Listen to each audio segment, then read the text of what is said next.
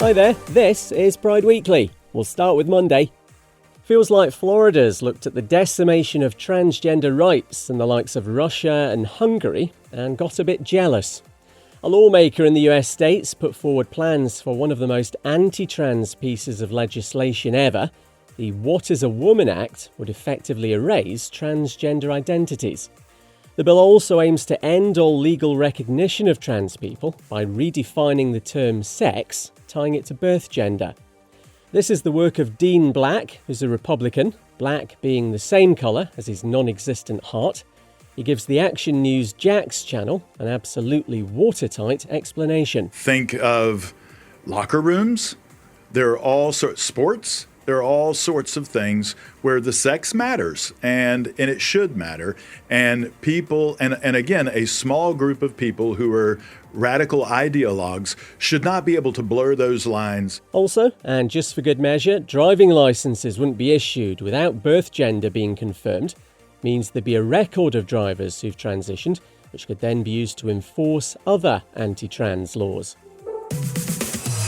The UK's Methodist Church wants to use more inclusive language, so of course there's pushback.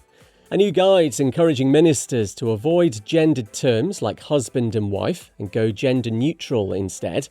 American anti-LGBTQ+ evangelist Franklin Graham says the church is trying to edit the Word of God and Christians shouldn't have to avoid what might offend people. And queer young people are getting significant support from their aunties. So says research from the American Sociological Association, which finds this can be emotional and practical help like housing. Talking about both aunts who are blood relatives and those who've chosen the role, it's thought they're not as hung up about a child's sexuality as parents might be and can offer more loving and consistent support. It's Pride Daily for Tuesday. A popular online gamer who said, "Leave little children alone," in reference to LGBTQ+ education in schools, now expects to be sidelined by a big gaming tournament. Nick Merckx has already lost a deal with Call of Duty after tweeting that, and he reckons he won't be getting an invite to the Apex Legends Pro League competition because it's very pro-gay, pro-trans, as he puts it. The game's extremely diverse, as I'm sure you're aware. We're all big gamers here, aren't we? With lots of LGBTQ+ characters.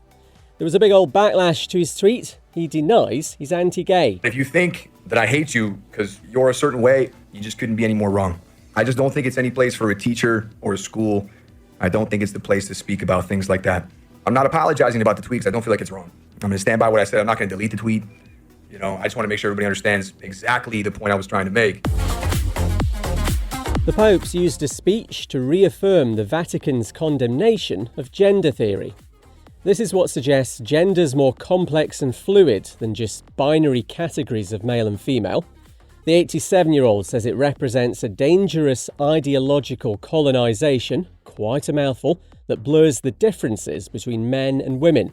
He's also called surrogacy deplorable and wants the practice banned.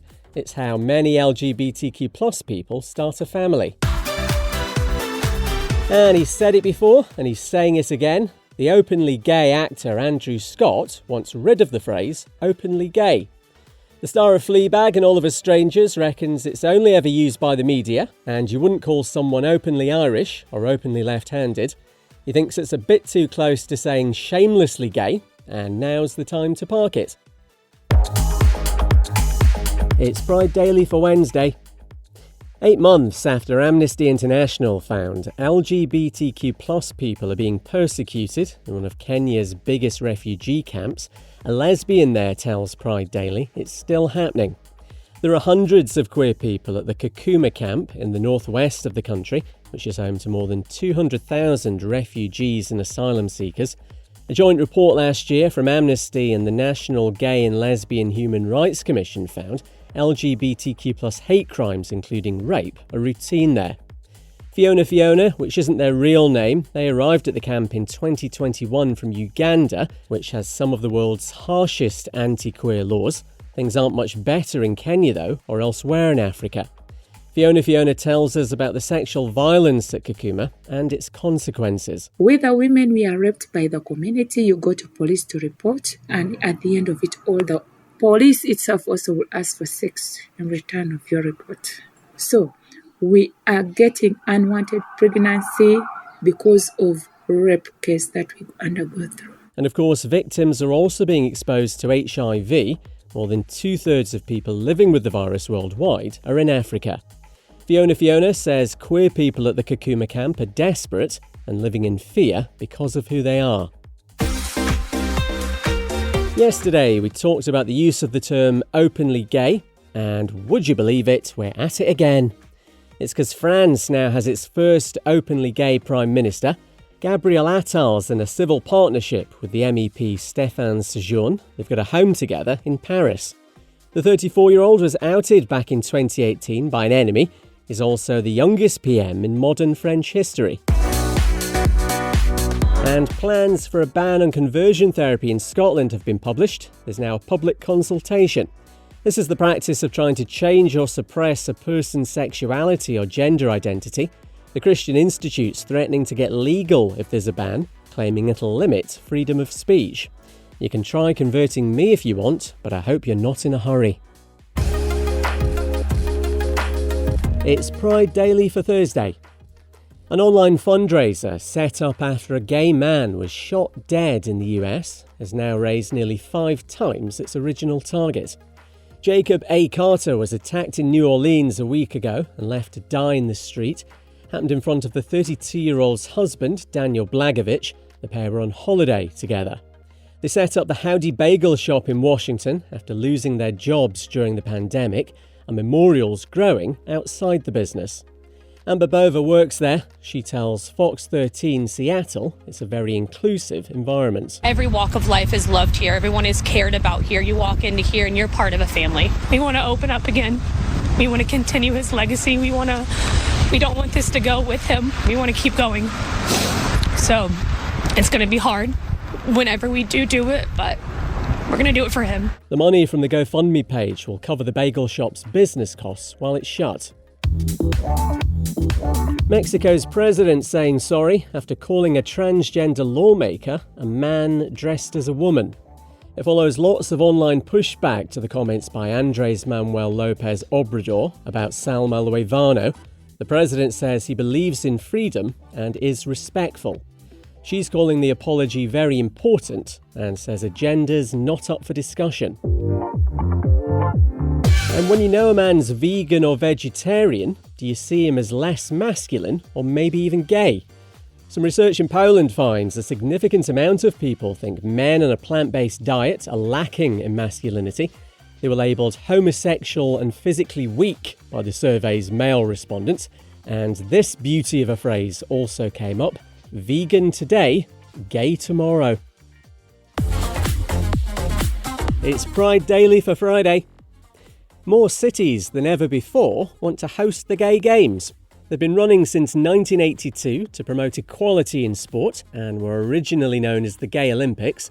The long list for the 2030 event's been published, with 25 cities across 10 countries in the running.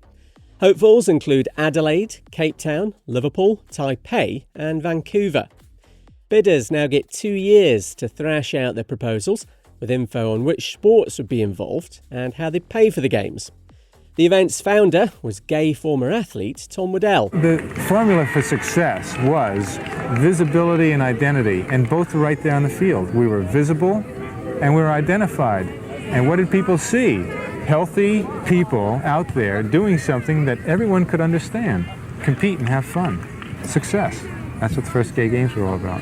Tom won a gold in the javelin event at the second Gay Games in 1986. He died from AIDS the following year. The winning cities announced in November 2025. Valencia's next to host in 2026. It's bad enough queer people get likened to paedophiles by intellectually bereft knuckle-draggers, but now we're being lumped in with terrorists as well. Thank you very much.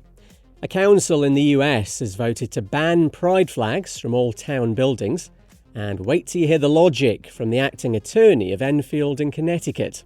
says ISIS could come in and want to display a pride flag. The IRA, basically anybody. Bit of a stretch, isn't it?